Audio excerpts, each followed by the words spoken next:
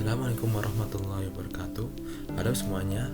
Kali ini saya Deus Arianta Prawira Desmono dari Prodi IT akan membahas dasar basis data. Kita akan membahas konsep dasar basis data, kelemahan dalam pemrosesan file tradisional, serta kelebihan dan risiko dari pendekatan basis data. Oke, mari kita mulai. Nah, yang pertama, apa sih itu basis data? Secara sederhana, basis data itu adalah sebuah kumpulan data yang terorganisir dengan baik dan dapat mudah diakses, dikelola, dan diperbarui.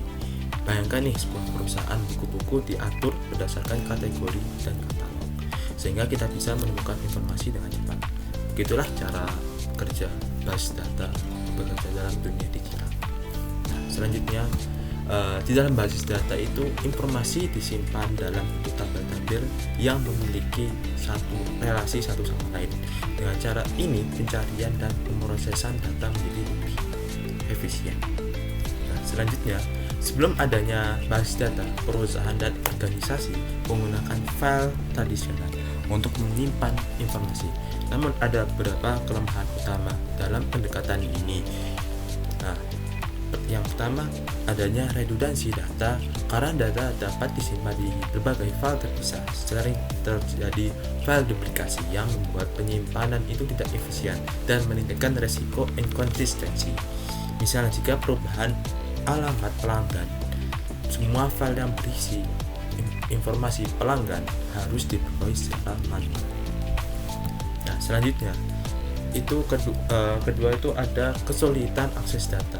Di file sistem tradisional tidak memiliki mekanisme pencarian yang efisien. Jika kita ingin mendapatkan laporan pelanggan berdasarkan wilayah tertentu, kita harus mencarinya secara manual dan dari berbagai file, yang tentu saja itu memakan sangat banyak waktu. Nah, ketiga, keamanan data yang lemah. File ini tidak memiliki kontrol yang sangat baik sehingga rentan terhadap manipulasi dan kehilangan data. Dan lalu bagaimana basis data ini mengatasi kelemahan tersebut? Berikut beberapa kelebihannya. Yang pertama itu mengurangi redundansi dan inkonsistensi. Karena data itu dapat simpan dalam satu sistem yang terpusat dengan hubungan yang terdefinisi dengan baik. Perubahan hanya perlu dilakukan dengan satu kali saja. Nah, kedua, akses data yang lebih cepat dan efisien. Dengan sistem manajemen atau disingkat DBMS, kita dapat dengan mudah melakukan pencarian berdasarkan kriteria tertentu, seperti pelanggan di wilayah tertentu hanya dalam hitungan detik. Nah, ketiga adalah adanya keamanan dan kontrol akses yang lebih baik. Basis data mungkin pengaturan izin akses sehingga hanya orang yang tertentu yang bisa melihat dan mengubah file ini. Nah, selanjutnya, namun meskipun dalam beberapa pendekatan basis data menawarkan banyak keunggulan, ada beberapa resiko yang perlu diperhatikan. Pertama, adanya keamanan dan ancaman cyber. Basis data yang tidak memiliki sistem keamanan yang kuat bisa jadi target seorang peretas atau hacker yang berpotensi mencuri atau merusak data yang penting. Nah, kedua, adanya kerentanan atau bug terhadap kegagalan sistem. Jika sistem basis data mengalami kegagalan, seluruh operasi bisnis yang bergantung padanya bisa mengganggu. Oleh karena itu, diperlukan sistem cadangan dan pemulihan yang baik. Ketiga, biaya implementasi yang tinggi.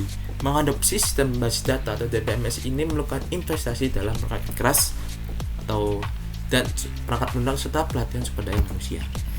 Nah, jadi meskipun basis data ini memberikan solusi yang lebih canggih dan efisien dibandingkan file tradisional, tapi penting untuk kita memahami risikonya agar dapat mengolahnya dengan baik. Dan itu saja untuk video hari ini, dan terima kasih, sampai jumpa berikutnya.